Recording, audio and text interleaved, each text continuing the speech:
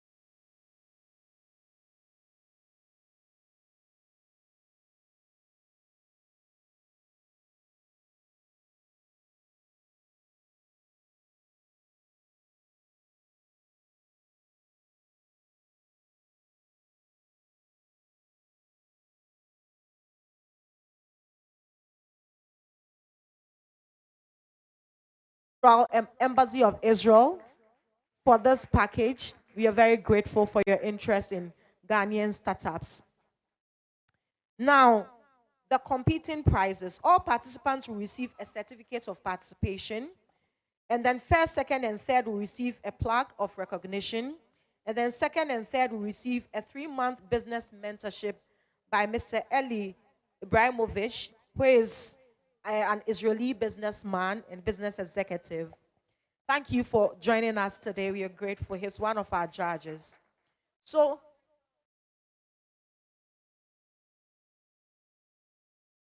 Stratcom Africa gives all competitors training in communication and how to scale up your business. A round of applause for Stratcom Africa. So shortly, I'll be introducing our judges to you. But before I do that, I would want to introduce Her Excellency, Israeli Ambassador to Ghana, Liberia, and Sierra Leone, Her Excellency Shlomi Sufa, to give us her opening remarks. A round of applause, ladies and gentlemen.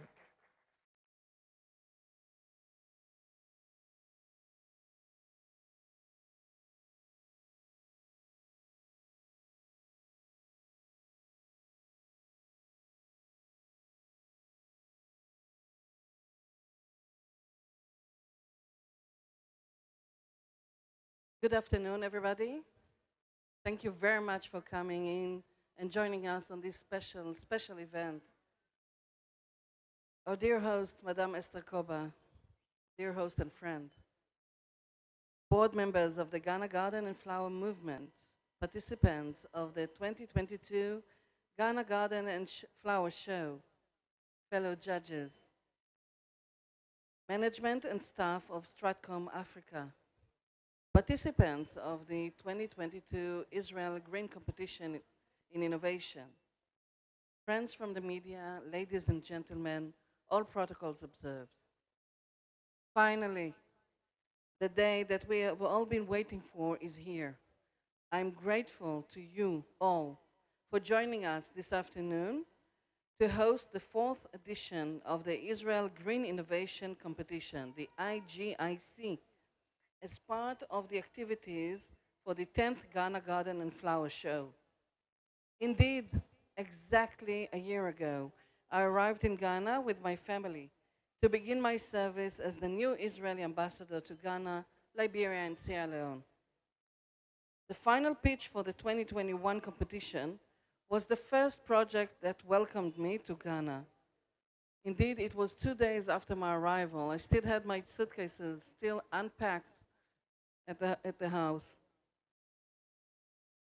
And If you still see me here today, then it is an indication to the success of our collaboration last year, which made a lasting impression on me. I would like to congratulate and appreciate the board of directors of the Ghana Garden and Flower Movement, as well as the management and staff of Structum Africa for 10 years of successfully promoting and deepening the gardening and flower culture in Ghana. I'm impressed by your zeal to create awareness about the need for a greener, cleaner, healthier, and wealthier, and more beautiful Ghana that sits within the UN Sustainable Goals. As an embassy, we share this drive and desire of the Ghana Garden and Flower Movement. Hence, our decision to support the movement with the organization of the Israeli Green Innovation Competition.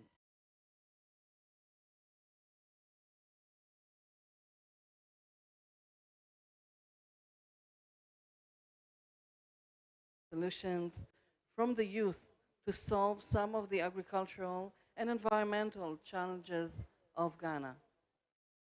For those who are new to the IGIC, as part of the Ghana Garden and Flower Show, it was instituted in 2019 and it seeks to honor individuals and organizations that come up with innovative solutions that promote environmental conservation and agriculture in Ghana. The IGIC is a combination of some of Israel's two greatest strengths, agriculture and innovation. As such, the IGIC focuses on innovative startups in the agricultural, horticultural, environment, and climate change sectors. This is in line with Israel's commitment to stimulate both agriculture and innovation in Ghana. I would like to use this opportunity to thank you all.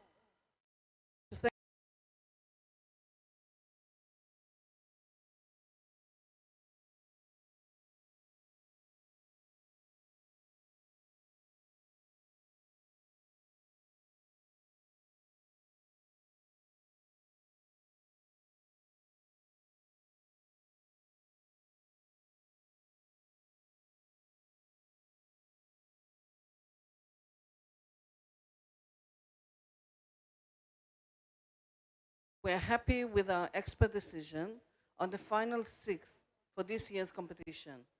In all, we received over 80 entries on various solutions and innovative ideas. I must say that all entries were very competitive and good. It was difficult to choose the 6 runner-ups. I would like to appreciate all those who submitted their entries and encourage them to keep working on the solutions and apply maybe next year again.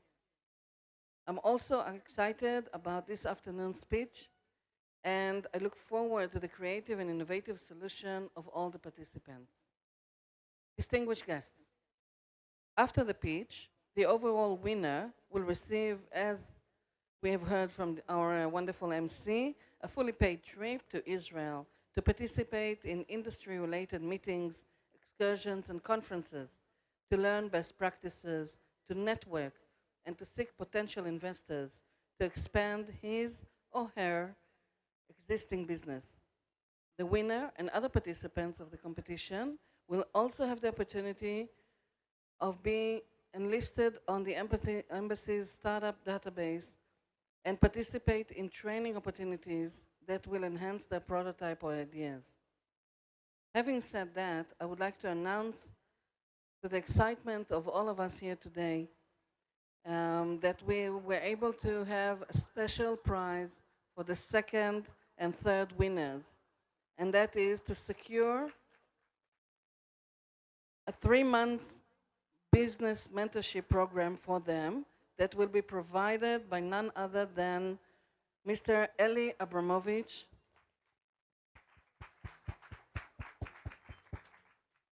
We are very grateful to you.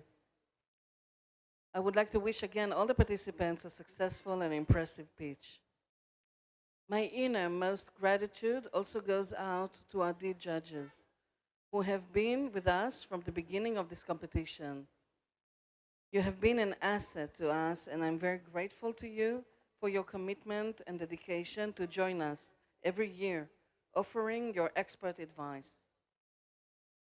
Once again, thank you to the board members and directors of the Ghana Garden and Flower Movement, the staff of Stratcom, and of course, especially to our dear, dear visionary and friend and leader, Esther Koba, for your impressive professional collaboration so far.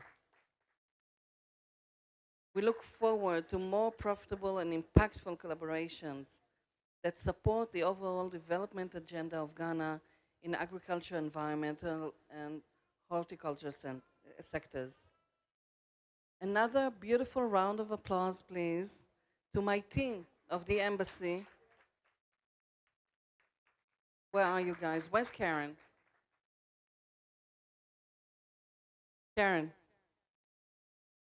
especially to you, but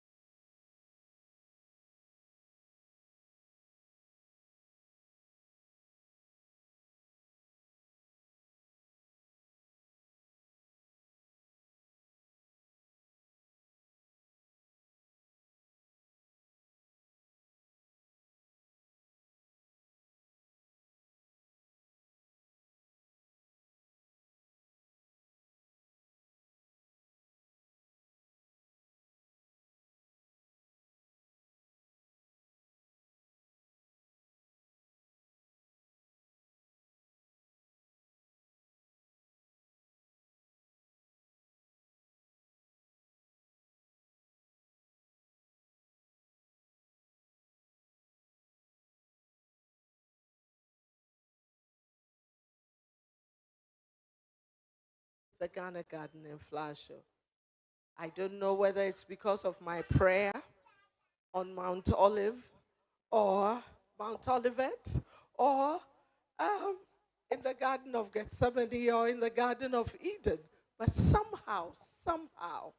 So the first time it was Ambassador Shani. She had arrived here 4 days before the show. And she got to know about it and she came. And right from the time she stepped foot here, she was clear that this is something of value. And she did not leave us in peace until we agreed to a collaboration with them. Mama, No, now you won't be anybody's friend. Go to Dr. Twackley. Go to Dr. It's okay. It's okay. No, he does. She doesn't know you, so yeah. Go to Dr. Twackley. Go to Dr. No, she won't give you an injection. That's a doctor. So stand here quietly. So we worked together to evolve this collaboration. And the amazing thing is that by the time we were on the third one, she was ready to leave. And then Ambassador Sufa came. And she joined us here. And her excitement at the whole event, plus the collaboration, was just amazing. And I thought, is it because she has read handing over notes? But that would have been a bit transactional. It would have been, I've read the notes of my predecessor, and I think we should collaborate. But it was nothing like that. There was such a natural attraction to this collaboration. Thank you so much. Thank you. Thank you. And this year, she has actually enabled me to believe in the saying that I love so much. Information grows richer when it is shared. Since she got to know about this year, she has enriched it. Karen, thank you too. This year has become even richer. We have reached out to even more people. I think we started off with, when we started, we had less than 20 people that agreed to submit. This year we have over 80 people, and that in itself is encouraging. It shows the reach that we have made. The communication was bigger, was broader, and I can see that as part of the increased commitment by the embassy. Once again, thank you so much. What I like about this collaboration is that it is not a collaboration in which a big country or a country that feels it has succeeded seeks to tell us in Ghana what to do. On the other hand, this is a country of startups, and they tell us that all the time. A country of innovation. Israel is a startup country. Israel is a country of innovation. And all that this collaboration involves is looking for startups in Ghana, looking for people with innovative ideas in Ghana. Please clap for this. So this is not a country that says, I have technology I want to sell to you, I have this I have know-how I want to sell to you. It's a country that's saying, we believe there is innovation in this country. We believe there are startups in this country that can do a lot. We have some experience. We have some innovative ideas ourselves. Let's work together. If in the process we find investors in Israel who are interested in Ghana, hey, it's a win-win situation, isn't it? In the process, if there's technology that has been developed by these startups, and there are startups or other companies that also are in the same industry, we collaborate and enrich each other's country. Isn't that beautiful? So that is the essence of this collaboration. And we are really, really grateful. Mr. Eli, your second name is too big for me to pronounce. Eli, I know. I will say Eli. Thank you so much. We had a conference on Friday. and we had Stanbic Bank, that is our flagship sponsor here. And Stanbic Bank told the young people who came for the conference is called Green to Riches. They told us that they are willing and able to invest in projects as long as the startups are able to submit business plans. Across the room, all of them said that is the difficulty we have.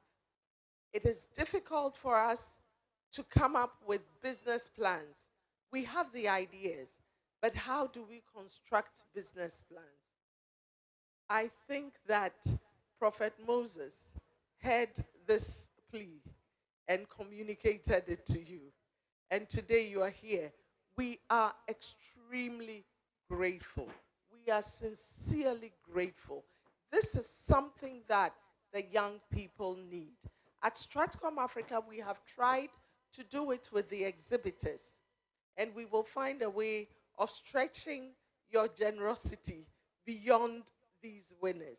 What we also do is when they come back from Israel, we hold a press conference where they are able to share the knowledge that they gained, the experience that they had with their fellow young people and with the country in general. And this has been amazing. It contributed to the number of responses we had this year. And so this year also, because of COVID, we could not train those who had been and back. So when you have finished with them, what we also do is we take them through communication for scaling up. And so we will give them the communication expertise. Young people gathered here, don't just read the Bible and read about Israel. Sometimes we actually imagine that Jerusalem is in heaven. This is our Jerusalem right here on earth. This is the land filled with milk and honey that has been transported to Ghana. This is your opportunity. Don't just listen to those who are going to present. Begin to think of your own destination of milk and honey by innovating.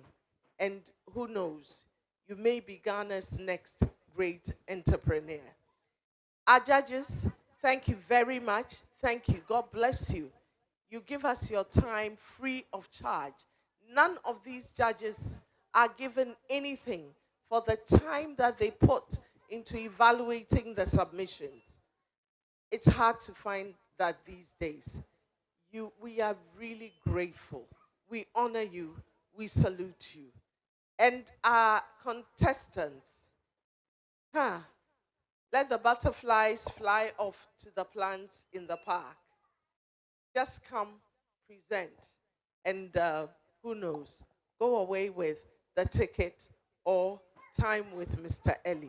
Thank you all very much. And I apologize for my grandchildren and their sentiments this evening. Thank you. All the best.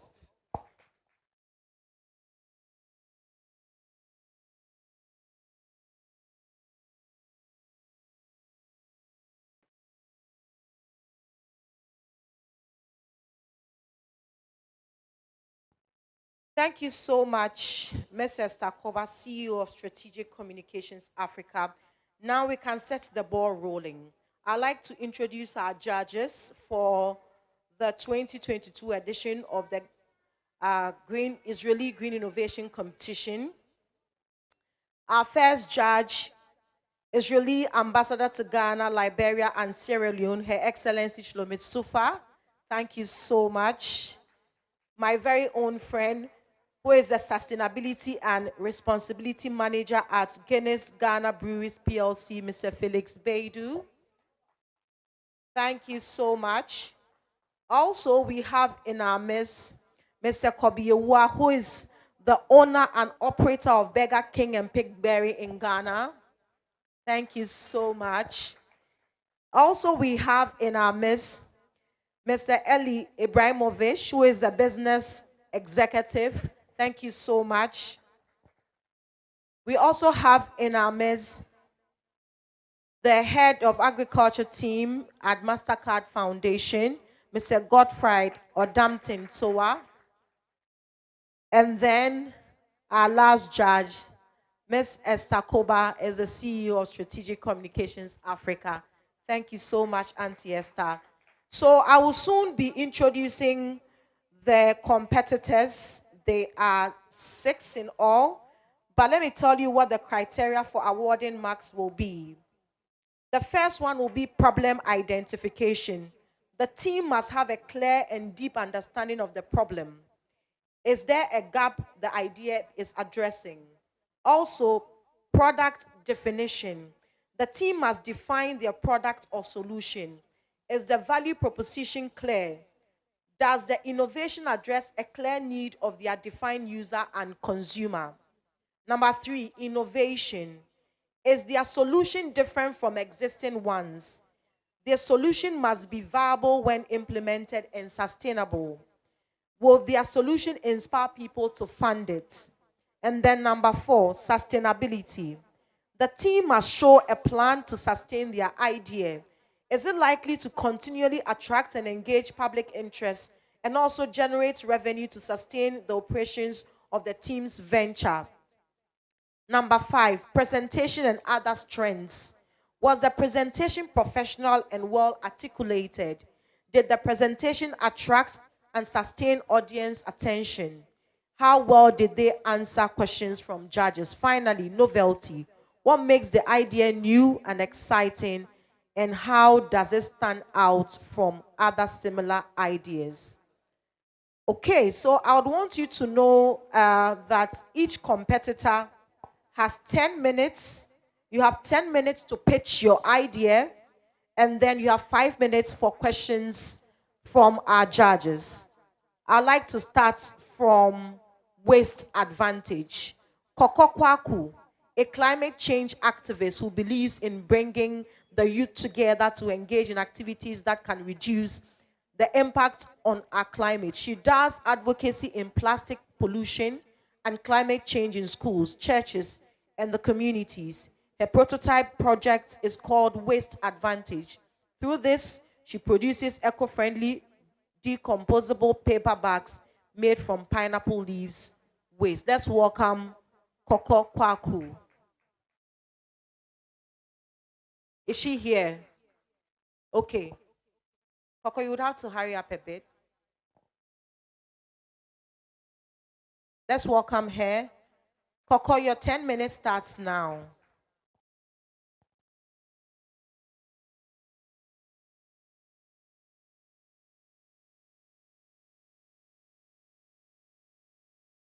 Shalom. Hello.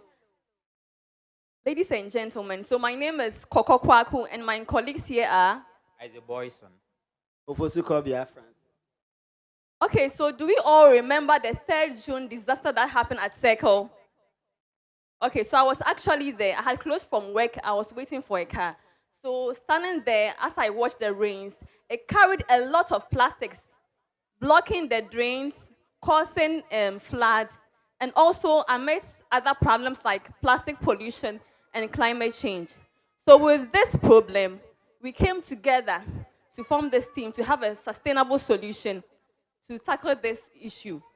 So we formed Waste Advantage Afrique. So Waste Advantage Afrique is a recycling company, and we are into creating sustainable solutions. That's recycling of plastic, paper, and other relevant products. So our mission is to create awareness on the dangers of plastic pollution and also to empower other people to bring up innovative ideas to tackle plastic pollution. Our vision is to be the #1 recycling company by the year 2024. So our problem that we are trying to solve is that we realize that so many agricultural residues are being disposed when farmers are done with harvesting. And another problem is that a lot of people use single-use plastics a lot, which is causing plastic pollution all over in the country and the world. And also deforestation. People cut down trees to make papers. And so we came up with the idea of using pineapple crowns and recycled papers to make paper bags, plates, and cups. So with the SDGs we are tackling, with the plastic pollution, we realize that people burn the plastics. So we are tackling SDG 13, that is climate action, and SDG 12. So as she rightly mentioned of, we are tackling SDG 13, which speaks about responsible consumption and production. He mentioned of the fact that she actually witnessed what happened in Accra. And indeed, looking at our project that we brought on board, which is the Pine Bag, is an innovative product. And in the course of coming together to work on this product, we had a research and then realized that some of the major areas that produce these plastics, through the plastics gets to our various homes that end up choking our various gutters, are the malls, the restaurants, food joints, the caterers, and then the marketplaces.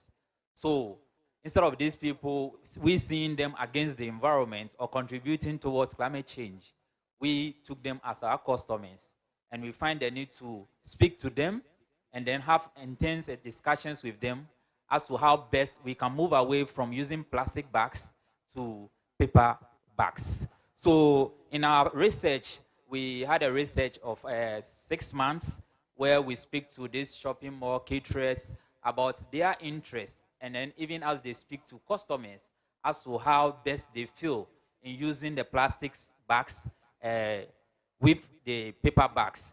So as time goes on, within 6 months, we realized that the interest of Ghanaians, in as much as the climate change is concerned, have realized how fatal and how dangerous these plastics are causing to our environment, and gradually are having a mind change that is for them to use the paper bags instead of the plastic bags, and even to make their homes free from these black pollutants. So we equally, after the research, we had our projections, and right after, if we had the opportunity to start with our production, then we will make 50 pieces of this product in our first month, and then the subsequent month, and then in the next 2 years or 3 years to come, when we have a gathering like this, we mostly see bottles around, and then I promise you that the next gathering we'll be having here, you'll be seeing pine plates, pine bags, and pine cups, and that is what you'll be using for your whatever you intend to take. So these are our collaborators. For us to be able to sustain our business, we have collaborators like the pineapple farmers, the pineapple sellers, that's those who sell in large scale and then even in small scales, the food waste collectors, and then Blue Skies. I hope we all know about Blue Skies. He's in the production of fruits. So we partner with them so that we can have access to the pineapple crowns that they are actually throwing away. Let's not equally forget that we are working on SDG Goal 13, which is responsible consumption and production as well. This our pine bag proposition is eco-friendly. It will help us to be able to work on the environment, and is biodegradable as well. Looking at the cost of the plastic bags compared to even the harm it's causing to the environment, the paper bags are less cheaper and more affordable.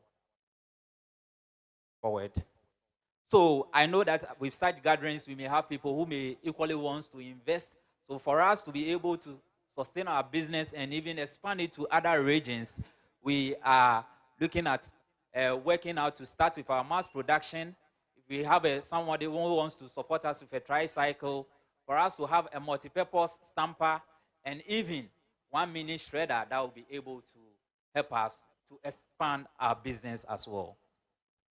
So we equally appreciate Recycling Up Ghana team, our mentors, 24/7 Environment Protect, the team members. And we equally use this opportunity to thank the organizers of this wonderful platform that they have given us for us to come and then show our innovative ideas and minds to help protect the environment as well.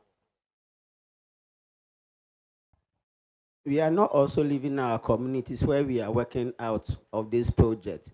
Like our farmers, we educated them on climate smart agriculture so that they can produce more of the pineapple so that we can have more of the crown too for sustainability of our business. Because if they don't produce the pineapples, we not get the crown. So we are also teaching them how to produce more, employ more people. The schools that are in our communities, we go to the schools to educate them on environmental pollution, climate change. We've been doing it in Ebri, Girls Training College, and Adenta, and other places. Then the community people too, those who are not working, we ask them to pick the plastics. When they bring them, we give them token. So they are able to pick the plastics from our community. We are doing it in Ebri and other surroundings in the eastern region. So those who are not employed, the single mothers and unemployed, you employ all these guys to pick the plastics to give them employment opportunity. We have a change of activities, but because of our time, we will not be able to say all. Yes, so in ending, this is our contact in case you want to reach us. We are located in the eastern part of the country, Ebri to be precise. We have our Facebook page, the Twitter, Instagram. And as he rightly mentioned, we are equally working on getting disabled people to work with us so that we will be able to gain or have them being employed to help them as well. Thank you.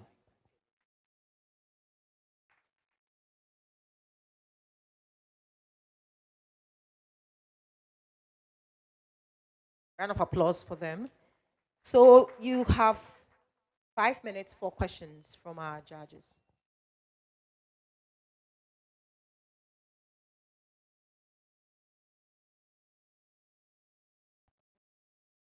Hello.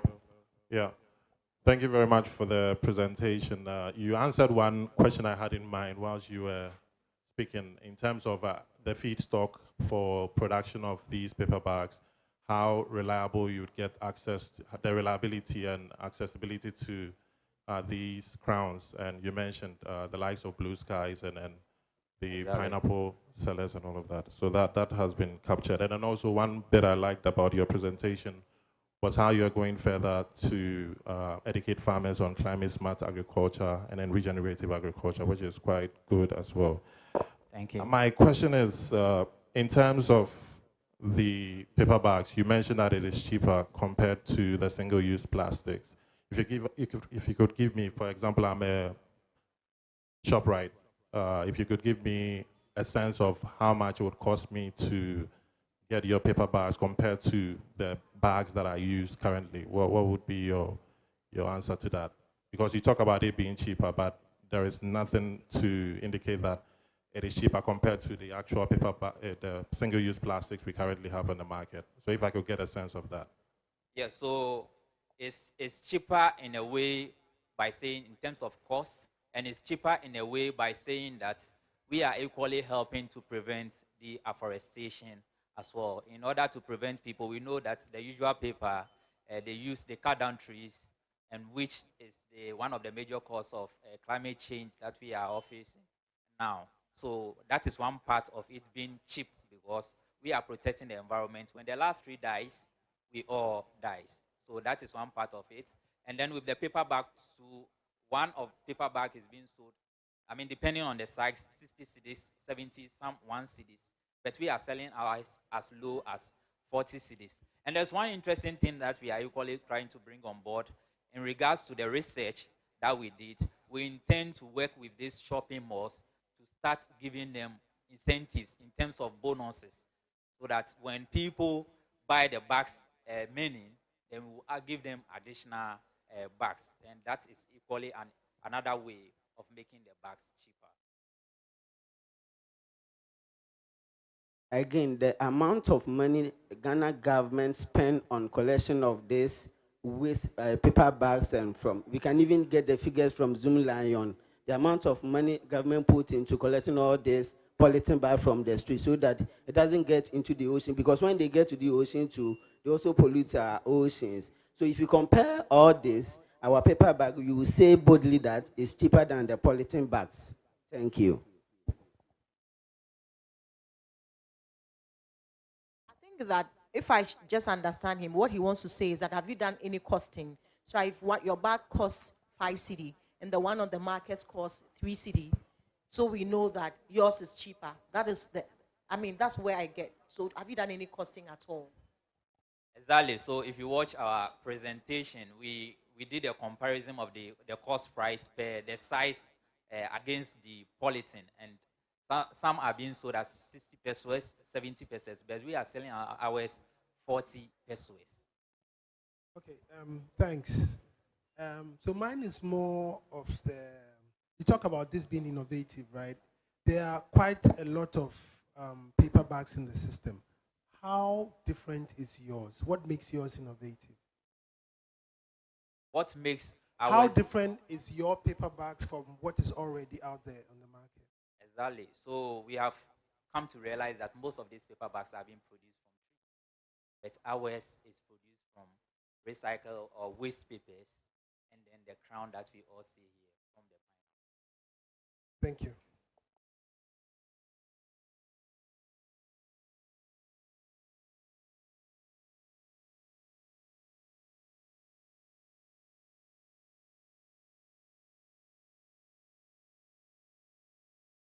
Yes, we do have a sample. We have a complete sample and then a finished sample. So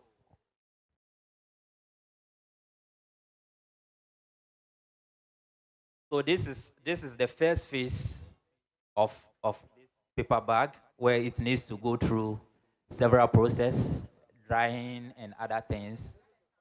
Yes, and she's bringing another one. We actually use that one for.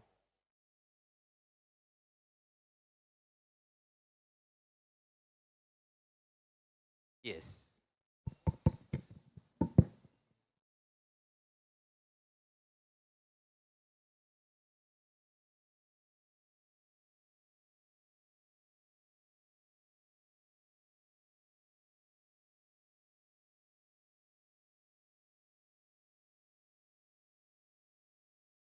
Okay.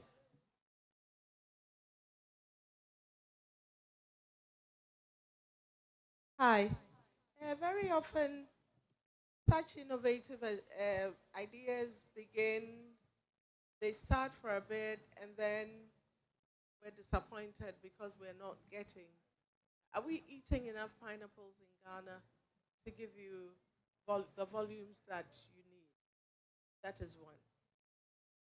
Have you determined which parts of the country you can get pineapples from? How are you connecting that to employment in terms of assuring people that if you plant pineapples, they'll take the heads, what do you call them? The crowns. Two. Have you considered how many people you can employ? How many young people you can employ? Because unemployment is a major issue. Thank you. Thank you so much. So as we speak now, we are equally thinking of employing 10 people, not just employing them, but for our production to be sustainable, we are equally training them to understand the concept of these pine bags. And then, in regards to the question that you asked as to whether we consume enough pineapples, we do, Mom. We do consume enough pineapple. Unfortunately, if not because of the research or about this program, this product that we intend to do, that we have to do a lot of research to find out how we actually consume pineapple, to even get to know of the how we can have access to the pine. Then we realize that we consume a lot of pineapples, and then there are a lot of companies that also equally, just like the blue skies that I mentioned of, that use pineapple for their products, and when they are done, they discard the crown, which then becomes our raw material. With the farmers also, we had a research, and he is our team member working with the farmers, and he's day in, day out sensitizing the farmers that, of course, this product that we are bringing on board is not a day product, but to be sustained for the future. So therefore, the need for them to expand their businesses. And we are equally looking at other opportunities that even the farmers can get as funding for them to expand their businesses, so that we can have enough pineapple consumed for us to equally have our raw material for the pine bags.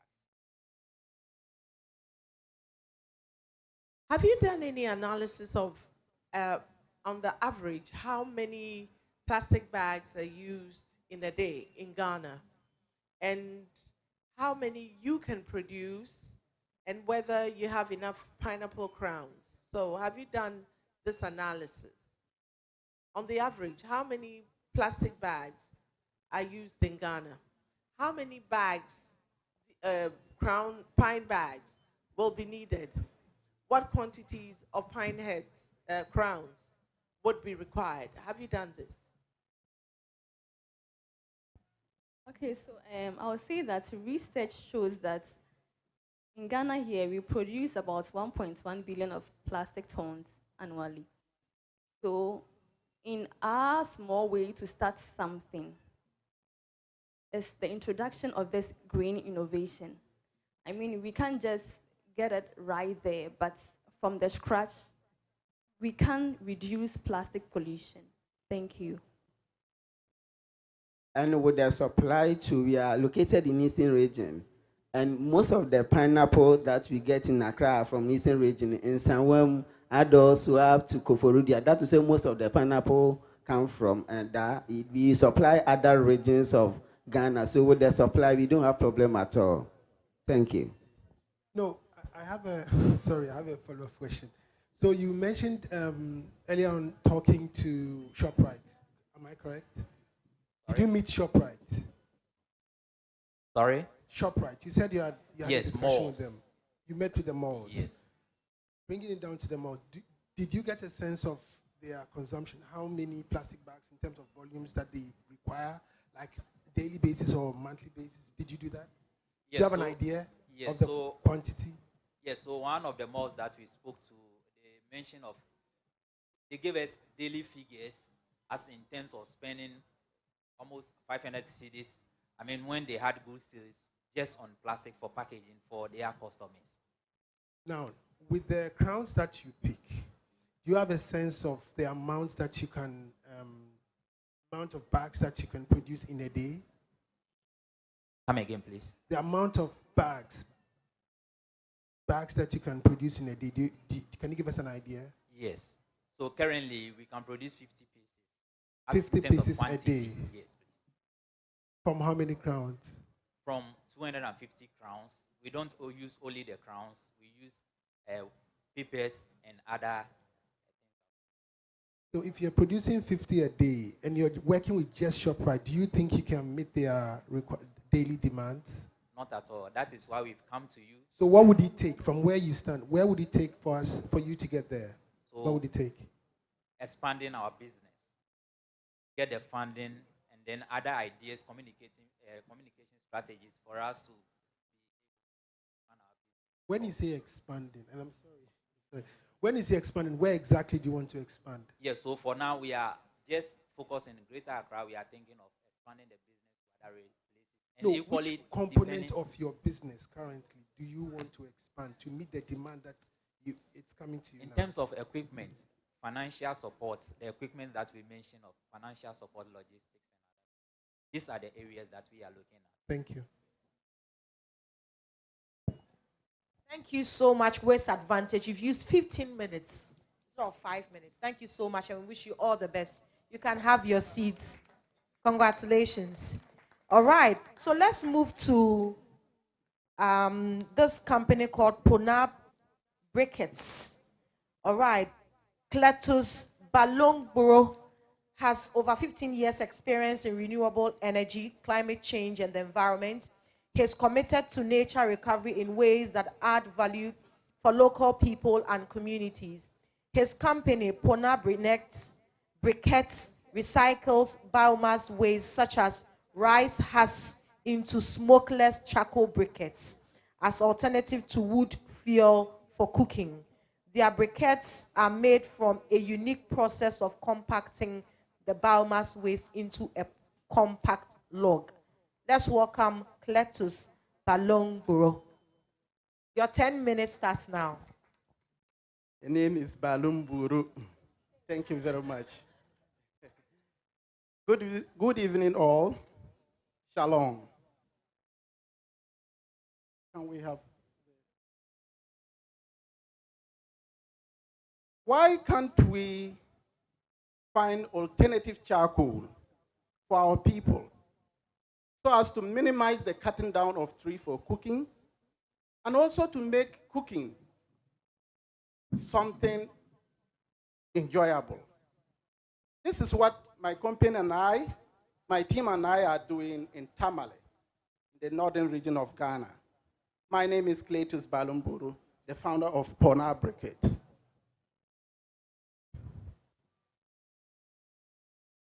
Growing up, I remember the dreadful moment, the time I was in basic school. I remember how my grandmother used to wake me up early in the morning to set fire for her to heat water for me to bath and also to heat our food for me to take and go to school. It was a dreadful moment at that time because of the smoke. I used to come out sometimes coughing with teary eyes. That was really dreadful to me. That is about 30 years ago, I guess. And the situation has not yet improved. In 2018, the International Energy Agency indicator shows that 25% of households in Ghana have access to clean cooking energy. The rest still use firewood and charcoal, mainly firewood, mostly firewood and charcoal to cook. And so, but we all know the effects of wood fuel. It either lead to deforestation or indoor air pollution. The Energy Commission indicates that 135 hectares of trees are lost, mainly due to the cutting down of trees for charcoal production. And the World Health Organization also indicates that over 4 million people die annually due to indoor air pollution, mostly women and children in sub-Saharan Africa. So I am lucky that I survived this deadly smoke from the kitchen. So should I sit down and still watch others go through the same pain that I went through? No. That is why Pona Briquette has been established, to find clean energy solutions that are also environmental friendly. So what we do, we look at, in our area there, we are farmers, so we look at the available resources, that is agricultural waste. So we collect granite shell that is most abundantly produced there, and rice husks, which have not been used. Normally we set fire on them when we want to get rid of them. That is what we use. And we send them to our factory to produce something like this. This is what we produce. And with a charcoal, a coal pot like of this nature, your problem of household or indoor air pollution is solved. You don't have any problem with smoke again. And also, you do not cut down any tree just to cook a meal. So that is what we've been doing. What we do is we organize the women and the youth. We teach them how to carbonize the product. And so when they carbonize it in their various communities, we then go and collect that char and then come and make our listing. So far, we've been giving them to selling to households and then the local restaurants. We intend to go to the schools when we expand. Can we? So, the market for charcoal is so great. It's huge in Ghana. In 2020, it is estimated that Ghana produced 2 million metric tons of charcoal. And it is estimated to be about $90 million. And so we are just hoping to get 20% of that. So we are trying to get 20% of that. We spent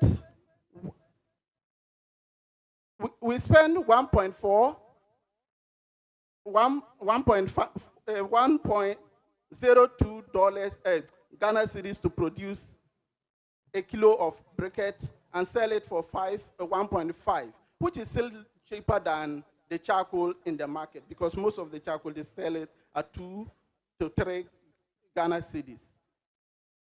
So our briquettes, we have other.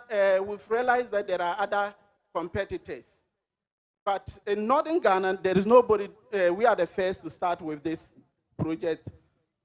We also know that in Kumasi we have somebody doing pellets, but the pellets they use special stove that is not available for our local consumers. Ours, we can use any stove, any local stove can be used. So that is why ours is preferable. Then there is another company, Zarcoal, that is using coconut shell to produce this in Accra here. But our research shows that Zarcoal prefer exporting. And so the indigenous market, the local market is available for us to operate. Yes. So since 2020, we've been able to create over about 75 jobs, and 80% are owned by women. Roughly, we've served over 800 customers. And then we've been able to reduce household expenditure on cooking fuel by 50%. Yes. So this is our revenue growth. We anticipate to get over 5 million Ghana cedis by 2026. Yes. Yes, we need 115,000 US dollars to expand our project. We will need a bigger machine with a machine with a bigger capacity, 3 tons per hour. Currently, we are doing 2 tons per day, but we need a machine that can do 3 tons per hour. And we also need a bigger Kia. Okay. So with that investment, we will be able to triple our output, create over 200 jobs, serve over 1 million customers, and replace 20% of charcoal in Tamale within 2 years if we get that investment. Yes. So this is our team. But Madame Soria is my co-partner, my co-founder. She's very, very strict when it comes to quality. So that's our team. And so we are here appealing to you all to come with us so that we can all change the narrative of cooking energy in Ghana. Thank you very much.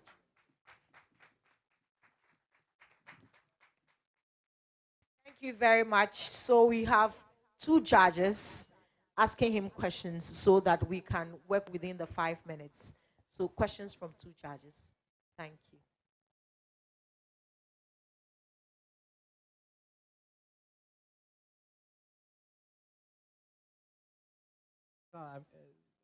Great presentation. I'm just actually trying to understand a bit more of the product. Can I have a look? Yes, yes. So this is kind of like how charcoal works, right? Yes, this is actually granules, pure granule shell. This is a granule shell. I wish we could set fire so you. No, I don't think that would be necessary. Yes. I just wanted to take a look at the product. And so you light this on fire, and Yes, it's very hot. so from a let's see here, I guess sustainability standpoint, does this produce the same amount of greenhouse gases per say kilogram charcoal does? No. This Your doesn't at question all. says, does it produce greenhouse gases? Yeah. No. The manner in which we produce, it doesn't emit greenhouse gases, doesn't emit CO2 into the atmosphere. And No, that but is when you light it up on fire, it does. yes, yes, yes. Okay. So it's more or less like charcoal. So I guess the advantage here is that you are using waste as opposed to cutting down some trees. Exactly. But it burns longer than the traditional charcoal. Okay. Twice longer. And so that is why we said, if you are buying it, you will be saving money. 50%. You'll be cutting down your expenditure by 50%. Okay. Yeah. I see. I was just trying to get the sustainability. Actually, she is one of my customers.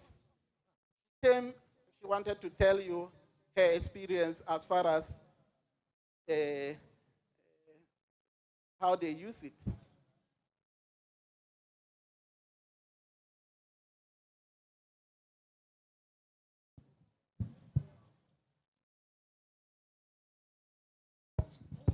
Hi. It doesn't have smoke.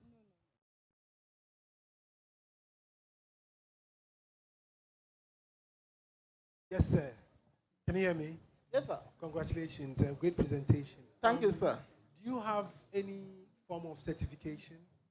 Not yet. That is the time we are. I'm doing that in collaboration with UNDP Ghana as a rater. But I thought you've been around for some time now. Yes. When I started, it was just up and down. And 2021. But have you applied for certification? Initially, I didn't have that idea until I met UNDP when they came to my place. So we've started that process. How long do you think that would take? I don't think we'll get it, I think, by the end of this year.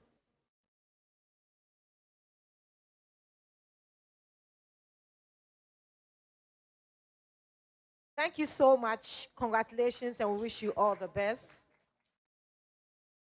Okay, so before we move to the next competitor, I'd like to acknowledge the presence of one of the key supporters of the Ghana Garden and Flower Movement.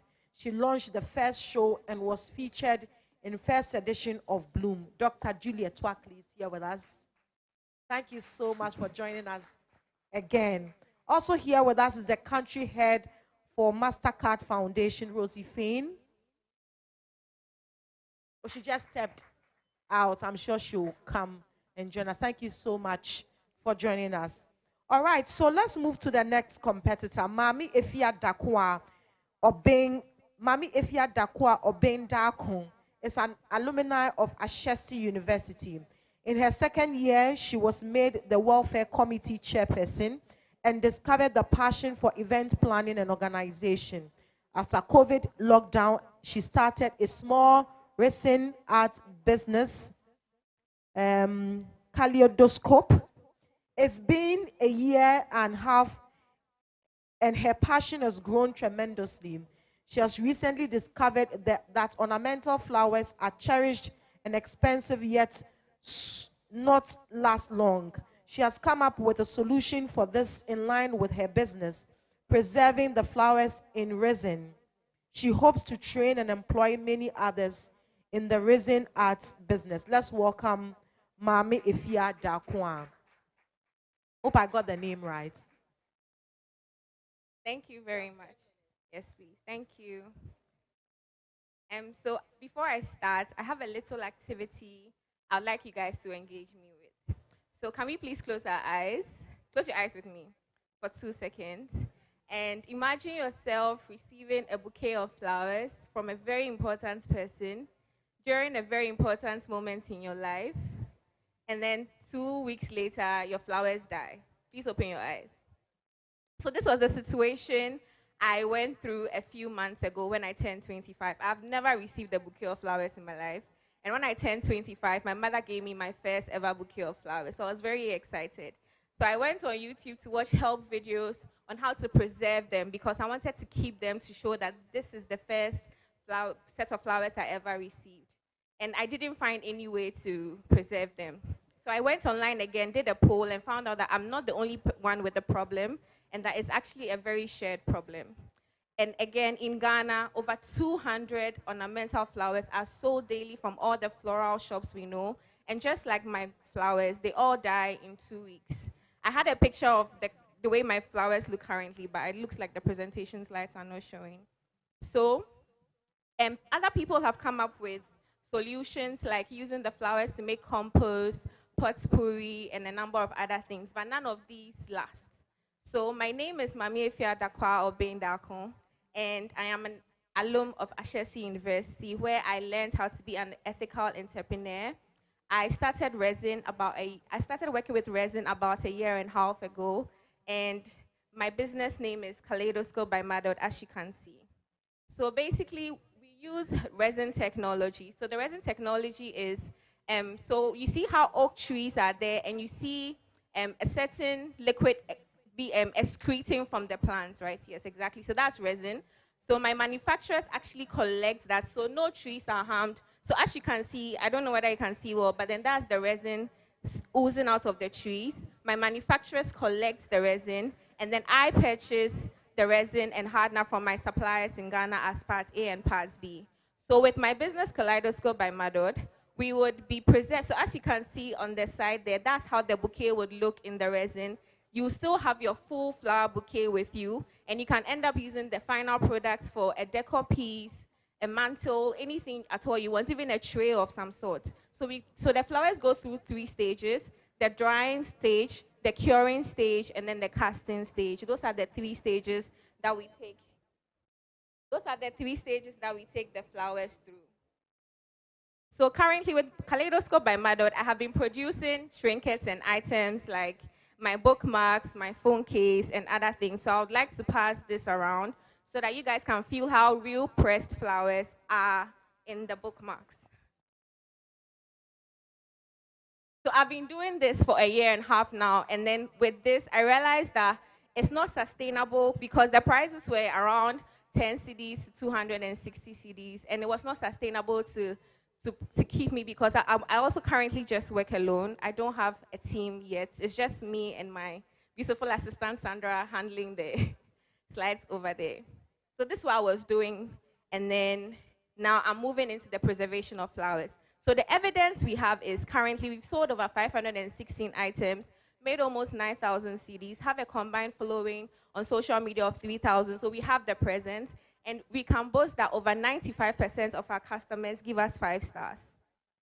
Again, we are an award-winning business because we won the overall best venture during the Ashesi Business Exhibition, female-led venture, and then Stambik is sponsoring that, and then also the most promising venture with finance.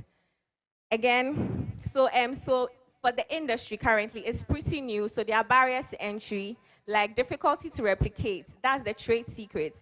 Every product that comes out of my workspace is unique, even if it's going to be the same bookmark, because the flower will not be placed in the same way, the style will not be the same. Everything is very unique. I give top-notch customer service. I'm impactful and eco-conscious, and then my supplies are hard to come by. So my current competition are mainly these 3 people, but in terms of preservation of flowers, I'm the only monopoly in the market currently. These people are still doing the trinkets and the bookmarks and other things like I showed.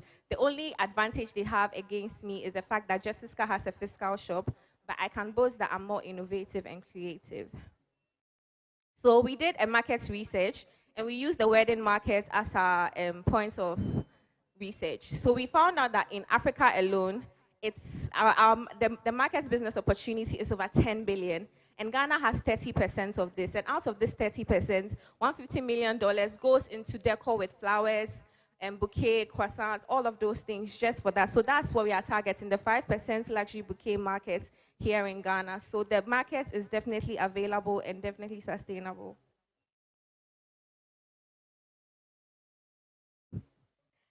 Pardon? 4 minutes more, yes, please. So with our sales strategy, so basically one person, all you have to do is find us online, DM us, send us a DM. We consult together, decide on what to do, and then we deliver the items to you. So our sales strategies are, first and foremost, to be using social media, using content creators, influencers, advertisements. Also, we'll liaison with floral shops already existing. For example, we'll go to Unique Flora, make sure that if 100 bouquets of flowers are leaving their shops, at least at least 95 will have our card inside, so that whoever is receiving the bouquet of flowers would know that there's a way for them to preserve the flowers as well. And then also would use referrals, that's targeting events, marketers and events planners, because they are the ones who know the number of events happening, know the weddings happening, know the graduations, the birthdays, the funerals, and all happening. So our ask is that we want to win the Israeli Innovation Challenge, because as a business, we need $10,000 to help us with staffing, workspace, increase volumes, drive revenues, and scale our company. And if we win, it would help us meet and connect with people who can possibly do this. And if we get to do this, our 5-year projection states that by 2026, we'll be producing over 800 of our items, and that's where we want to reach. So for our future, we currently support SDG 9, which is innovation and infrastructure, SDG 12, sustainable consumption, and we hope to train skilled individuals, because we want to reduce the stereotype of people thinking technical schools and skill schools are not better schools as compared to universities. So we want to target that. And we want to give the casting experience in our shops when we finally start, where brides or whoever receive the bouquets will have the opportunity to come to us and we'll cast the thing together, so that you're not only keeping the memories from the flower you have, but you also saw the process your flower went through to become the final product. Thank you very much.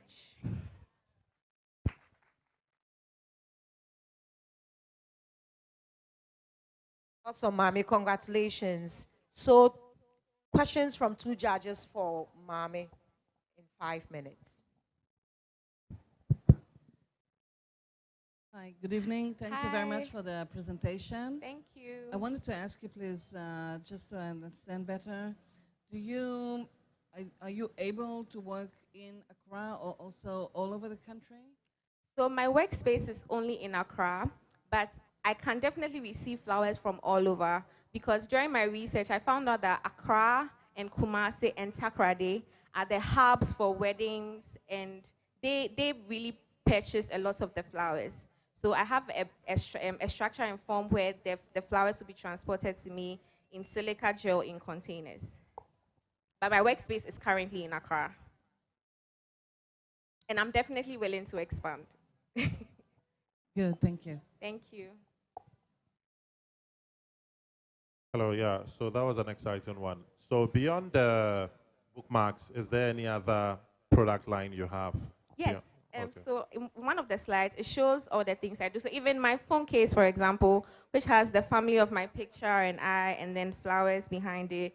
I do phone cases, bookmarks, keychains, a lot of other things actually. But then, like I said earlier, I realized that it was not sustainable, because I was not producing the volumes I wish I could have. That's why. So I will still be, I'll be preserving the flowers, and when I finally get a team, I would use the trinkets to increase my volumes. Thank you. All right. Thank you very much. Another round of applause for Mami. And we wish you all the best. We are told Michael says his team is not ready, so we move to Mary Abuaje. Mary is a highly motivated environmental science graduate from the Kwame Nkrumah University of Science and Technology. She started Scarecrow Technologies, provides eco-friendly solutions that appears to both the hearing and sight of the birds, triggering a fright and flight mechanism in them with a 95% efficiency on farms. Let's welcome Mary with a round of applause. Your 10 minutes starts now. Good afternoon, ladies and gentlemen. My name is Mary Abuaje. Good evening, ladies and gentlemen. My name is Mary Abuaje, and I am with AI Scarecrow Technologies. I believe most of us here enjoy our meal of rice with some chicken or some fish. But do you know that in Ghana, Ghana imports over 60% of the rice, and that means that the local farmer is unable to meet the growing demand. So when we had this idea, we noticed that there was a need. Bird scaring has been a major problem for many years, but no entrepreneur has been able to come up with an innovative solution to solve this problem. So we actually went on a crowdfunding campaign when we had this idea. Our post was able to engage to reach over 15,000 people. And then we had over 7,000 post engagements when we threw our solution to the public to find out what they thought about our solution. Through our solution, we've been able to get a grant of $70,000 to transform our idea, which was an assumption, into a real working product. We've also been able to service over 25 farmers with a total land size of 200 hectares. So this year is when we met the farmers during one of our campaigns. We started with one medium-scale farmer who has 20 hectares. That was in 2021. In the same 2021, we added 23 smallholder farmers with a combined land size of 80 hectares. We also serviced one commercial farmer who has a land size of 100 hectares. It's also worth noting that in the same 2021, we added to our services drones that are able to apply fertilizer on the field and also for seed broadcast. That was in the same 2021. So now, putting the problem in a much clearer perspective, cereal farmers in Ghana are faced with a daunting task of scaring birds off their field, losing on average 15 to 20% of their potential yield. And by that, we are talking about over $80 million. They spend on average 8 to 10 hours a day in the exercise of shouting, clinging metals, hooting at the birds. One sad part is that some of these farmers employ their own children and other children in the bird scaring exercise. So if a child is spending 8 to 10 hours on the field scaring, that jeopardizes the child's chances for education. Another part that I would want to mention is that some of these farmers, out of desperation, use poisonous substances that is very deadly to the environment and also to the end consumer. So this is a daily ordeal of one of our clients. This was the very first time I went to the farm. I saw the birds in action. I was amazed. And this problem is not just peculiar to Ghana, but to many other sub-Saharan African countries. If you look on the screen, you will see the action. Can you play the video?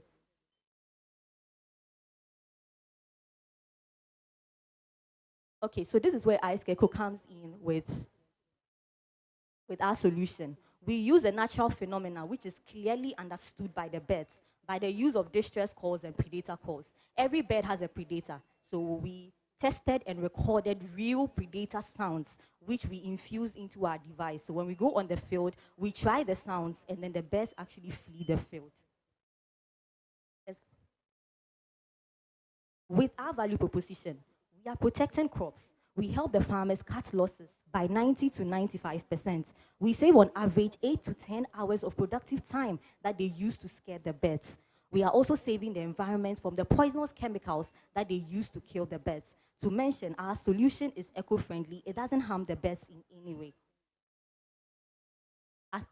For now, when you go to the farm, people pay bird scarers to scare the fields. Like I said early on, some of them pay children to scare the birds, and they charge $3.70. But with Ice Gecko, we charge $2.70. That means for every hectare, we save the farmer $47. So if a farmer has 10 hectares, that means that Ice Gecko saves them $470. And these farmers we are talking about have 100 hectares, 200 hectares, and more. Let's go. There's a total addressable market of $15 billion. We are a startup for now. We are looking at attaining 2% of this, which is $1 billion. On my team, I'm the only lady, but I have 4 gentlemen who are very innovative and agile, who are helping me with this project. This is how our story started. When we had this idea, we actually built a device that was powered by solar. With this device, it makes automated sounds by itself. We set it on the field, and we tested the sounds on the birds with our very first product, as seen in the picture. This was our initial MVP results when we tested our sound in our laser device. For some reason, the videos are not playing from the technicals. Let's move on. Let's move on if it's not playing. So this was our initial test results when we tested our very first prototype, which is the sound device I spoke about. This is the laser. The laser works better at night. From our research, we realized that it works better. But you realize that when the laser light beams fall on the side, the birds immediately flee from the field. Next. Then we had the idea, I'm sure most of us know about scarecrow. So we thought about, okay, why don't we build a drone that will look like a human, but have the ability to fly and make noise? So that is how come we came up with this innovative product. And I must say that we are the very first company in Ghana and in Africa to come up with something like this. So this is a very initial test result of our drone. We built it with locally made materials right here in Ghana. So with our initial test results, we were able to prove our assumption that bird scaring is possible, unlike what many people thought in the past. Along the line, we noticed that there were areas that we needed to redefine our products. That was with the battery. The batteries were heavier, so it was affecting the flight time of our drones. The head was fixed in our very first product, but now we have a detachable head. Next. And then the products, because we were using locally made materials like the wood, the drone was heavy, so it was reducing the flight time. But now we use carbon fiber, and with this, it's very light but very robust material. So, and then we also had tweeters. Tweeters is what emits the sound that scares the birds. With the old model, we had several of them, but with this new model, we have just one tweeter, which makes the noise, but is very powerful. And now our drone has a flight time of 1 hour. This is something that many drones do not have. Many drones can fly just 15 to 20 minutes, but our drone is able to fly over 1 hour. And without the head, which is the payload, the drone is able to fly 1 hour, 27 minutes. Yeah, sure. Let's go. Bye. And for our future prospects, we are looking at entering into the landfills and the aviation industry. We realize that when there are bird strikes in the aviation industry, it causes loss to lives and then to properties. So currently, we are in talks with one of the airports in Ghana to help them, because birds has been a nuisance at the Takoradi airport. So we are looking at helping them because of loss of lives and then properties, like I mentioned. Because in looking at this report here, there were over 15,000 strikes. That means that this is a lot of damage. So our solution is useful for the agri industry, it is useful for the aviation industry, as well as the landfill industry. And with this, we are looking at contributing our quota to the achievement of the SDGs 1, 2, 4, 8, 9, and 13. I would like to go into it, but because of time, we are helping the farmers when it comes to no poverty, zero hunger. With what we do, when we go to any village, we help the farmers, we train some of them, their children, instead of children scaring, we train the folks to know how to handle the drone. We give them jobs, security to protect our drone and all that. Thank you, ladies and gentlemen. We are iScareCo, and we are transforming agri technology in Ghana and beyond. Thank you.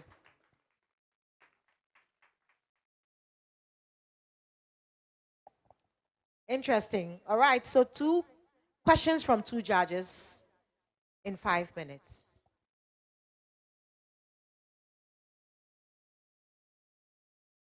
Can you hear me? Yes, I can. Can you hear me? Great, great presentation. Well done. I guess my question is, I want us to stay a bit with the farmer. Your flight time is 1 hour. So what happens afterwards?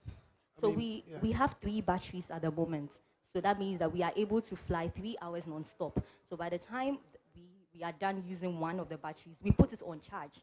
We have solar panels on the fields, and that means that we charge the batteries. So for every time, we don't run out of power. We have 3 batteries that last 1 hour each. So a farmer, walk me through this. A farmer has this problem. He has like 10 acres. They bring you in, and then you fly your drones. Maximum 3 hours. Do you do that because this is a daily problem, right? Yes. So, okay, so yeah. The birds are seasonal. The birds are seasonal. So after years of study, we realized that they have times, like the birds come for their breakfast. Some of them come as early as 4 a.m. So by 4 a.m., if you go to your farm and your birds come at 4, we are there by 4.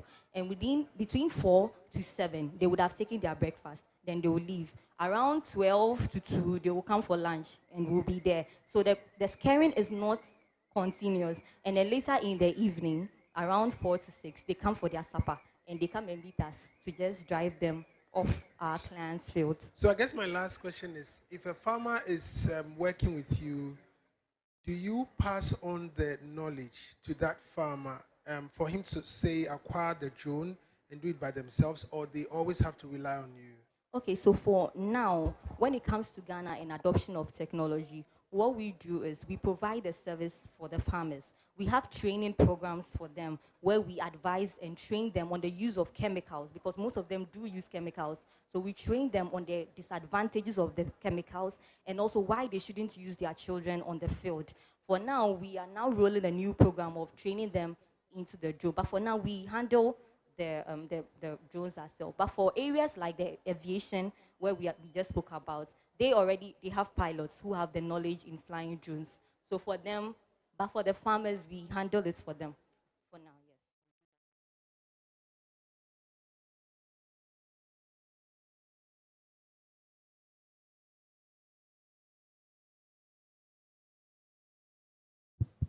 I'm interested in the children. Helping the farmers to appreciate the fact that they shouldn't use the labor of the children is great. But what about the children? How are you integrating them into this technology? So for now, most of them are kids. How old? Between 7, 8. Can you try playing the video? We actually went there with Joy News to take a documentary. There was a child in it who was clinging metal. So they are very young. So for now, most of them might not be able to assimilate the knowledge. That is why we are starting with the youth. We are starting with the national service personnel and those that are in the villages and are not working at the moment. So later on, as the company keeps growing, we believe that we'll be able to add the children too.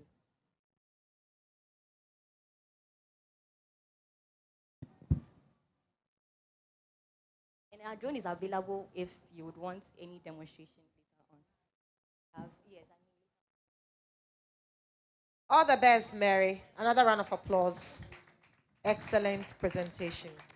Our last competitor, Emmanuel Brazi Mensah. Emmanuel is a young adult from Ghana who is passionate about providing solutions for the agriculture sector through manufacturing of affordable farm machines. After completing a bachelor degree in mechanic engineering at Ashesi University, Emmanuel started his own company called FarmMech, which aims to provide small-scale farmers with the ability to advance their farm techniques and skills by providing them with affordable farm machines. In 2021, he built his first official farm machine called the bicycle-powered irrigation pump. The machine utilizes the rotation energy from a spinning bike wheel, which is then transferred to a pump to achieve the aim of discharging water. Ladies and gentlemen, Emmanuel Brazi Mensah. Your 10 minutes starts now.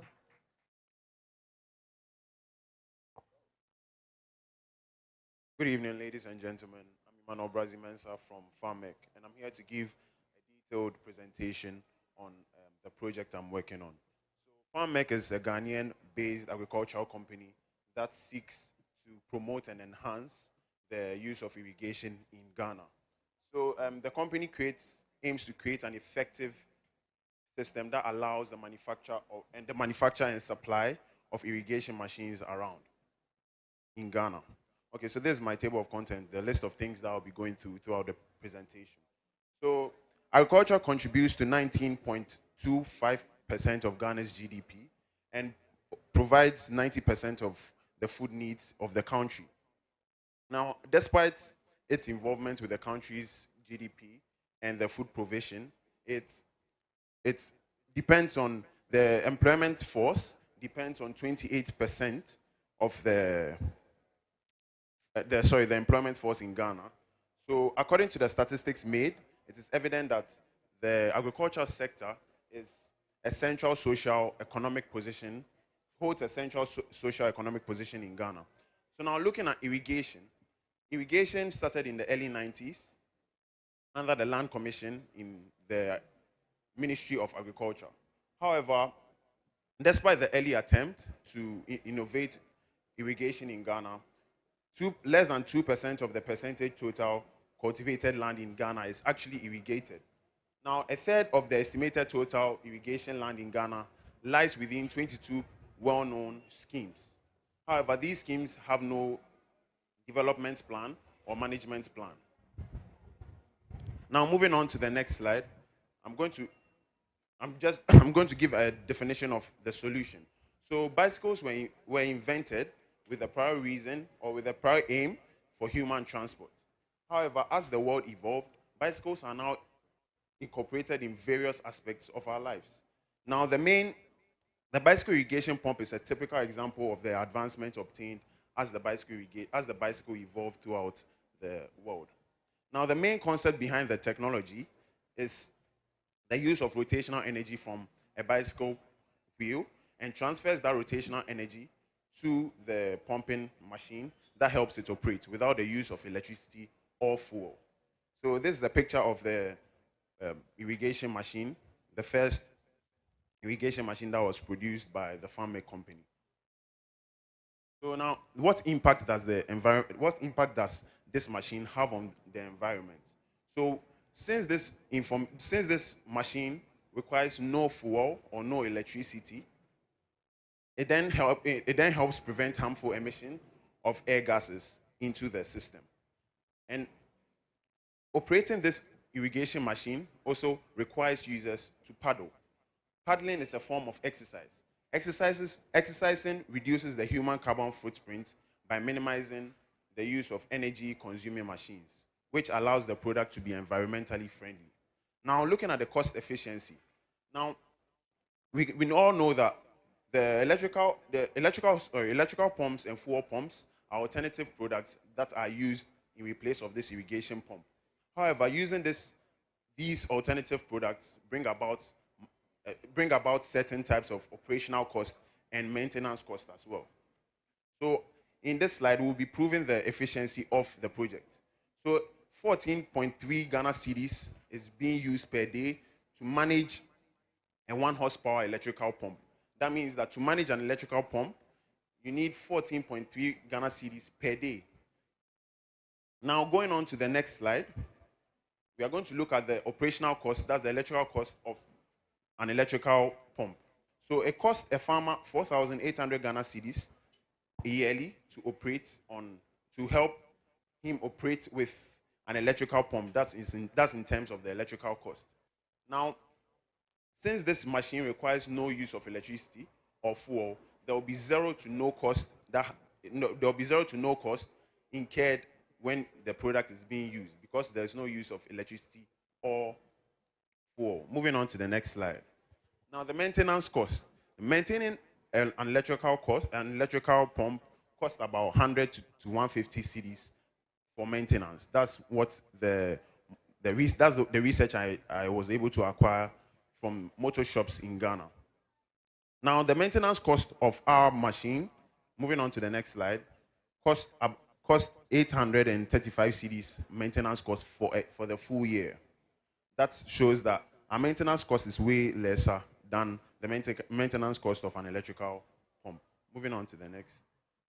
Now, I also compared it to the operational cost of a gasoline pump. So it costs 90,720 Ghana cedis per year for fuel if the farmer is going to run the gasoline pump for his farmland. That's looking at per day, cost per day for the gasoline pump is 270 Ghana cedis. Now, per year is 90,720 Ghana cedis. So farmers are able to save this amount of money by the use of our machine since it doesn't use electricity or pump. Since it doesn't use electricity or gasoline. Moving on to the next. Now, what's the product efficiency? Now, a gear strain analysis was made to find out the revolutions per second of the product. And it was listed at 2,027 rams per second. Rams per second. That gave us a flow rate of 40.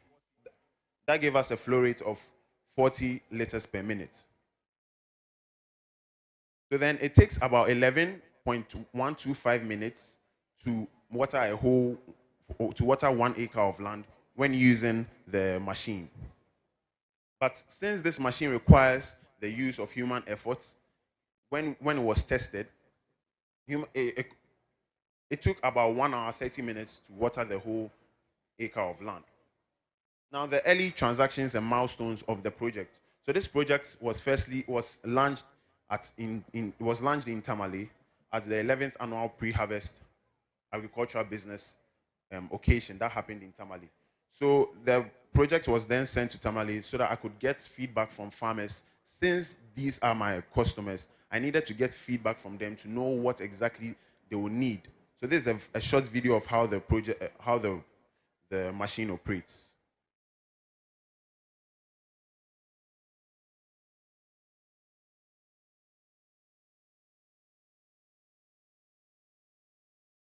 So you can see that as the woman paddles the bike, the shaft in the pump rotates and allows the water to pump. It allows the pump to function, and it helps pump the water. So basically, this is how the product works. Now, this is certifications and credentials that were acquired after the exhibition show. So the feedback that I got from the farmers were then incorporated into the next design. That was the next phase of the project. So then I was able to acquire a newer and better design that's on the next slide. So this is the advanced design that was acquired after the feedback of the farmers. Now, how am I going to cost this product? How am I going to price this product?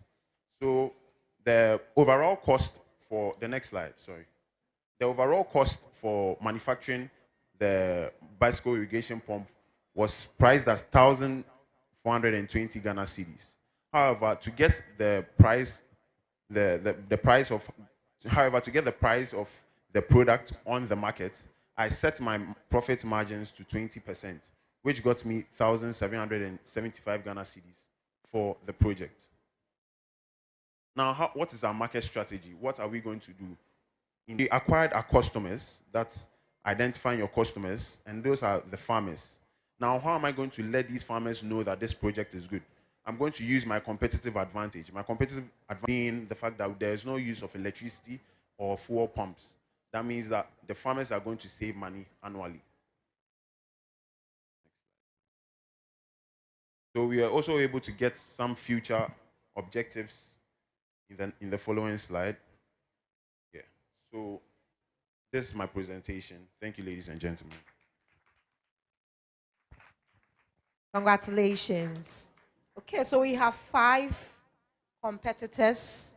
Unfortunately, Michael couldn't make it. He said his team is not ready. And so we have 5. While we will hear who the final winner is.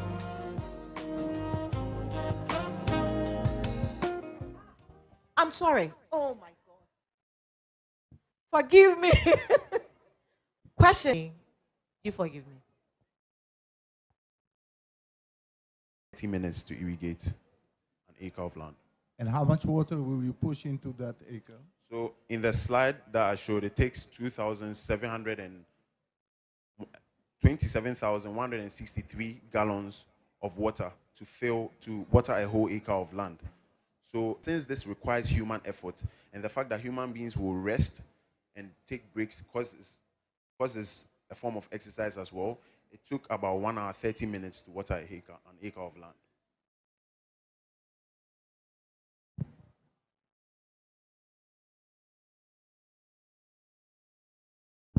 Have you considered using solar as well? Yes, I've considered using solar, but the main purpose of the project is to make sure that there's no use of electricity. That's in this particular product is to make sure that there's no use of electricity or fuel. But if I'm going to use solar, that means I'm going to power up the pump, and that will require electricity as well. So I didn't get that. So Okay. solar is different from fuel or any other source of energy, right? And that is a lot more sustainable. And again, it reduces the, I guess, for the farmer who has a lot of other things to do, asking them to pump or sit on the bicycle for another 1 hour to water an acre of land. Maybe if there was another way you could add something that would reduce the farmer's real work on the bike and expect the bike to be automated to some extent, would be very helpful. What do you think? Yes, I went into collaboration with one of my colleagues. He's also working on an electrical bike, and we are trying to advance the project at the moment. But for now, this is what you have. This is what we have. Yeah. Great, thanks. I just want to add my voice to what my colleague just said. I think for an urban farmer, the exercise aspect on the bike would be great, but for the rural farmer who walks, to farm, doesn't move around in a vehicle much and all that, could be adding to their burden. What do you think? Did you think about that? And So for this particular project, we scaled it down to small scale farmers. So since urban farmers mostly have like money and large land holdings, using this product wouldn't be efficient because of how large their land is. talking about the exercise bit. The exercise bit for the small scale farmer. Yeah. Okay, so when I was making this particular product, I had small scale farmers in mind, and I know for a fact that they ride daily. They ride daily to like their farmlands, and they use bicycles often. So a small scale farmer using this product wouldn't be much of a problem because they are already used to riding bikes all around because that's their means of transport. Congratulations. Okay, so now we give the judges some time to collate the results so we know who wins what. And while we're at it, we'll take some music.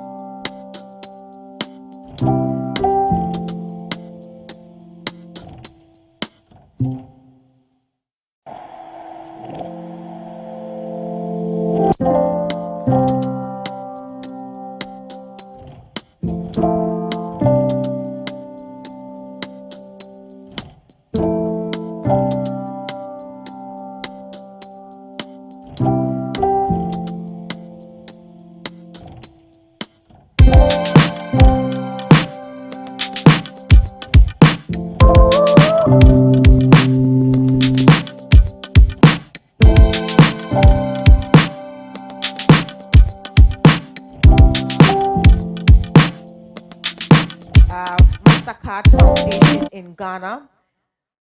Transcom Africa is excited, to talk about your Young Africa Works innovation.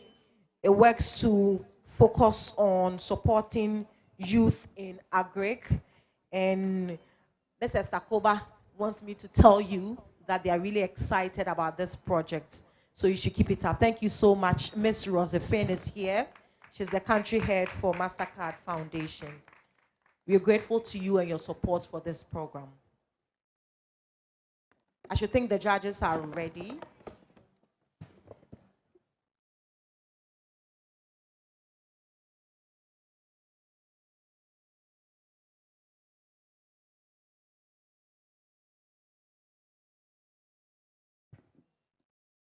Okay.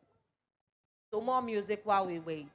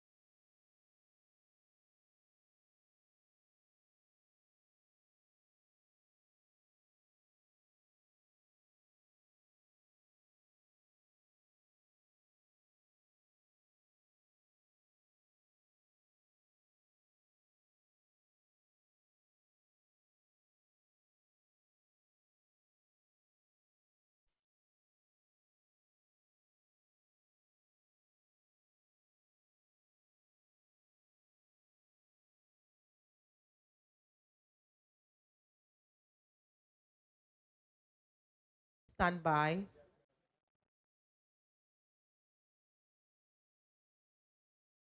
Congratulations, Cletus. Next, we have Mami Ifia Dakwa.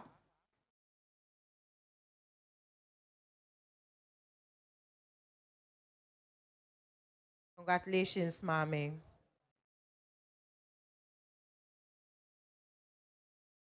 Next, we have Mary Abwaje. Mary, SK Code Technologies. Congratulations, Mami.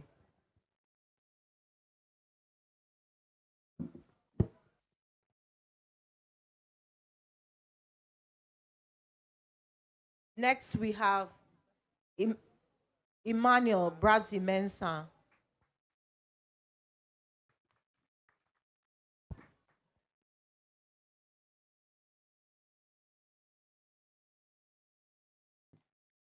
Right, thank you so much, Your Excellency Dalbert. Thank you so much.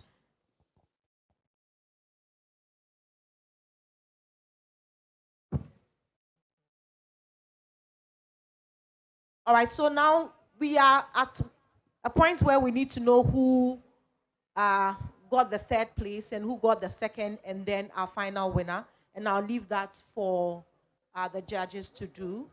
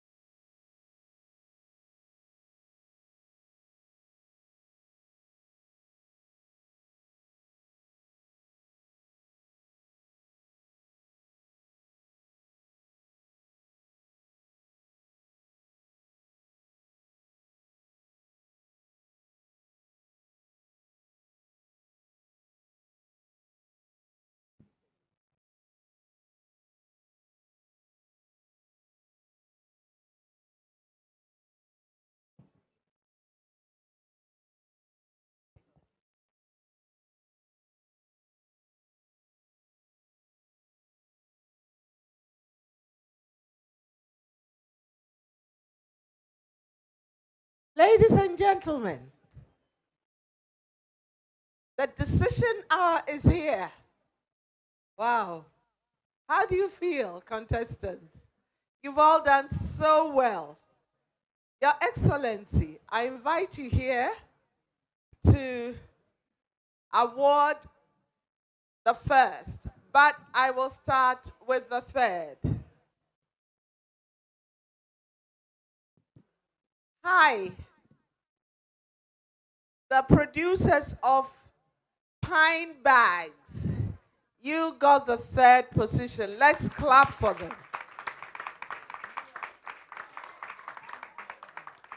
Very soon there'll be no plastic bags around. Well done, well done, well done, well done, well done, well done, well done, well done. Yes, I was thinking, yes.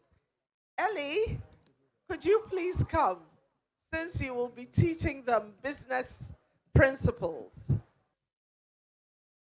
Bobby, I can imagine that in next year, we can have you on board to share some entrepreneurial knowledge with these young people. Thank you, thank you. So when you're having Pinkberry, you know that there's business behind it, there's entrepreneurship behind it, yes. You can use the paper bag as well, yes. The paper cups, pine cups, yes. Okay, so here we go. Oh, wow. Congratulations, congratulations.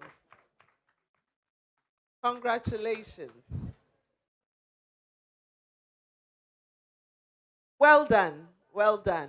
Ellie, please stay on and let's give the second prize. And that goes to the, I can't find my glasses, thanks to my grandchildren. That goes to Cletus Balogun, Poma Brickett. Let's keep clapping for him. No smoke, no smoke, no smoke. Well done, well done. Thanks, Ellie. Ellie, well done to you too. Well, Ella, well done.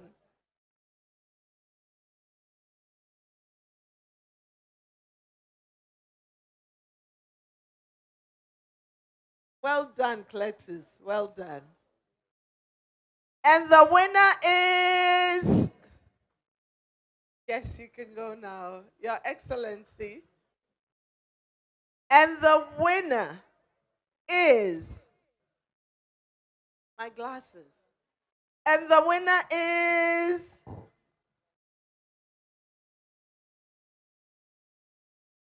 You.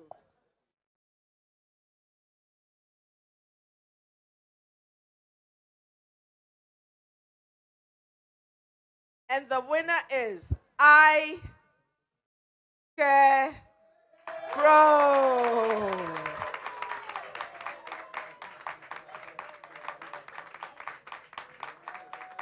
Let's keep it going, let's keep it going, let's keep it going, let's keep it going.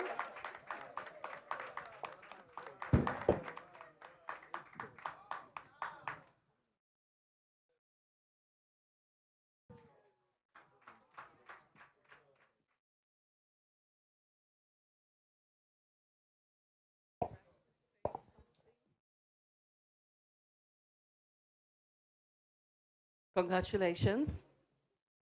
I think we are as excited as you are. Maybe you are a bit more excited than us.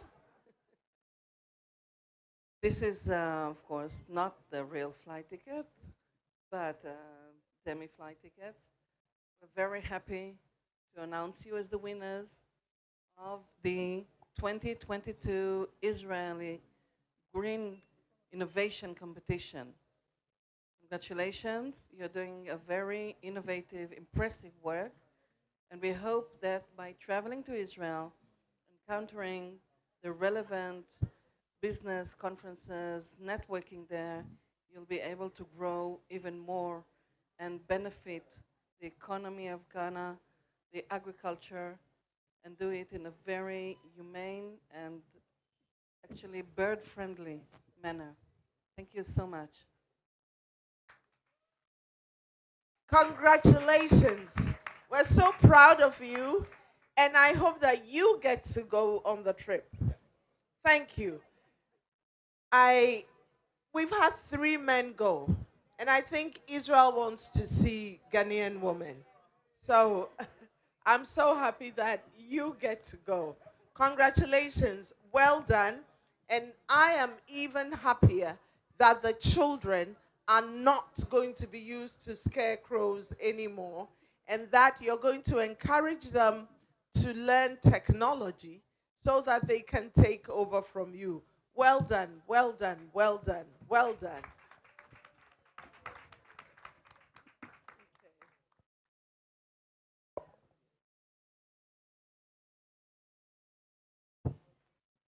Let's clap, let's clap, let's clap, let's clap.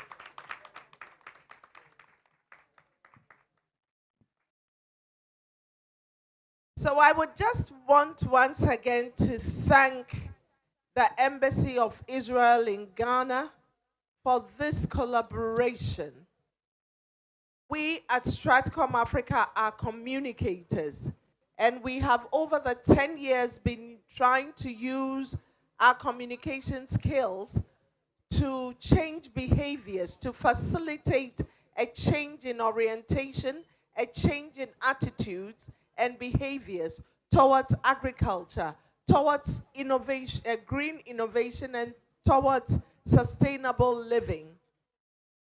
We are very happy that we have support from the embassy to be able to execute this. We are really, really, really grateful. And young people of Ghana, we together salute you. You are innovative. You have so much potential. Over the past 4 years, we've seen so many innovations come up. The fact that you do not win the first prize does not mean that you were not innovative enough. It means that there's another avenue for you to build on your innovation, and we thank Mr. Eli that is going to work with you to build your enterprise as well, to your knowledge in entrepreneurship. May I ask the operators out there to just share the 1-minute clip on Stratcom Africa so you understand how we work. Public relations, marketing, advertising is not only being on radio to speak. It's not only putting things in newspapers. It's also working through collaborative arrangements to deliver messages that help to change individual livelihoods and national situations. Please, just quickly, 1 minute. Is it ready?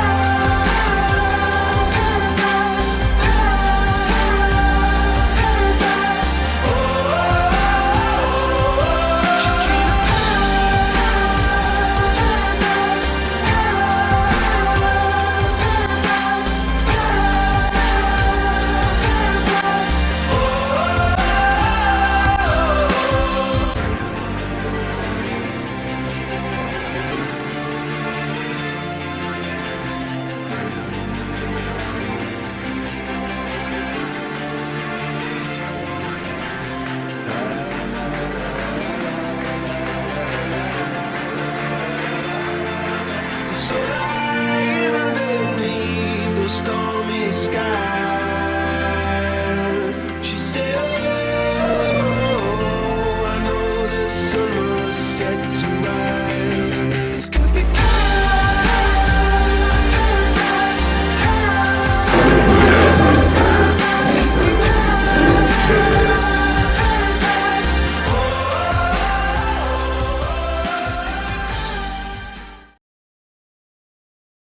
Come Africa team, they have worked tirelessly with a team from the embassy to deliver this. Well done, Sharon, Ellie, Ella, Cynthia, and all members of the team. Our judges, thank you so much. Mr. Ewa, you have a flight to catch, but you managed to come here because we called you. This shows how important Ghanaian youth entrepreneurship is to you. Thank you, MasterCard Foundation. Thank you, Diageo. Thank you all very, very much. Mr. Eli, bless you. Thank you. Madam, over to you. Thank you once again, Mrs. Takoba. We are grateful for your time as well. So this is where we wrap up the 2022 edition of the Israeli Green Innovation Competition. Congratulations to you, the winners for tonight. So we move straight to the closing ceremony of the Ghana Garden and Flower Show. Just so you know, exhibition has been extended till Tuesday. So if you have not bought anything yet, you have tomorrow and Tuesday to visit the various stands.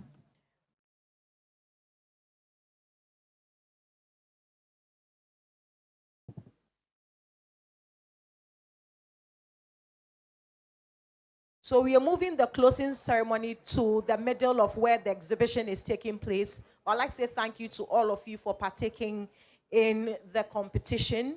We are grateful that you made time to join us. So we all move to the middle of the exhibition grounds where we hold the closing ceremony. Thank you so much.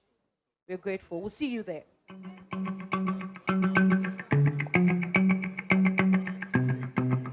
The 10th edition of Ghana Garden and Flower Show is here. Join us at the A4 Sutherland Children's Park from 31st August to 4th September 2022 to celebrate 10 amazing years. Enjoy 5 days of showcasing of floriculture and horticulture in Ghana and an enchanting array of garden and flower products and services. Lots and lots to enjoy. Exhibition, conference, workshops for adults and children, fashion and music night, garden playground, movie night, karaoke night, Israeli Green Innovation Awards and Garden and Flower Awards, and many more. Time 9 a.m. to 9 p.m. daily. Ghana Garden and Flower Show. Growth Unleashed. Growing individual livelihoods and the nation's economy. Sponsors. Official TV partner, Lifestyle TV. Media sponsors. Ghana Garden and Flower Show, a Stratcom Africa initiative. Experience the Stratcom Africa difference. We blend the art and science of communication. The 10th edition of Ghana Garden and Flower Show is here. Join us at the A4 Sutherland Children's Park from 31st August to 4th September 2022 to celebrate 10 amazing years. Enjoy 5 days of showcasing of floriculture and horticulture in Ghana and an enchanting array of garden and flower products and services. Lots and lots to enjoy. Exhibition, conference, workshops for adults and children, fashion and music night, garden playground, movie night, karaoke night, Israeli Green Innovation Awards and Garden and Flower Awards, and many more. Time 9 a.m. to 9 p.m. daily. Ghana Garden and Flower Show. Growth Unleashed. Growing individual livelihoods and the nation's economy. Sponsors. Official TV partner, Lifestyle TV. Media sponsors. Ghana Garden and Flower Show, a Stratcom Africa initiative. Experience the Stratcom Africa difference. We blend the art and science of communication. The 10th edition of Ghana Garden and Flower Show is here. Join us at the A4 Sutherland Children's Park from 31st August to 4th September 2022 to celebrate 10 amazing years. Enjoy 5 days of showcasing of floriculture and horticulture in Ghana and an enchanting array of garden and flower products and services. Lots and lots to enjoy. Exhibition, conference, workshops for adults and children, fashion and music night, garden playground, movie night, karaoke night, Israeli Green Innovation Awards and Garden and Flower Awards, and many more. Time 9 a.m. to 9 p.m. daily. Ghana Garden and Flower Show. Growth Unleashed. Growing individual livelihoods and the nation's economy. Sponsors. Official TV partner. Lifestyle TV. Media sponsors. Ghana Garden and Flower Show, a Stratcom Africa initiative. Experience the Stratcom Africa difference. We blend the art and science of communication. The 10th edition of Ghana Garden and Flower Show is here. Join us at the A4 Sutherland Children's Park from 31st August to 4th September 2022 to celebrate 10 amazing years. Enjoy 5 days of showcasing of floriculture and horticulture in Ghana and an enchanting array of garden and flower products and services. Lots and lots to enjoy. Exhibition, conference, workshops for adults and children, fashion and music night, garden playground, movie night, karaoke night, Israeli Green Innovation Awards and Garden and Flower Awards, and many more. Time 9 a.m. to 9 p.m. daily. Ghana Garden and Flower Show. Growth Unleashed. Growing individual livelihoods and the nation's economy. Sponsors. Official TV partner. Lifestyle TV. Media sponsors. Ghana Garden and Flower Show, a Stratcom Africa initiative. Experience the Stratcom Africa difference. We blend the art and science of communication.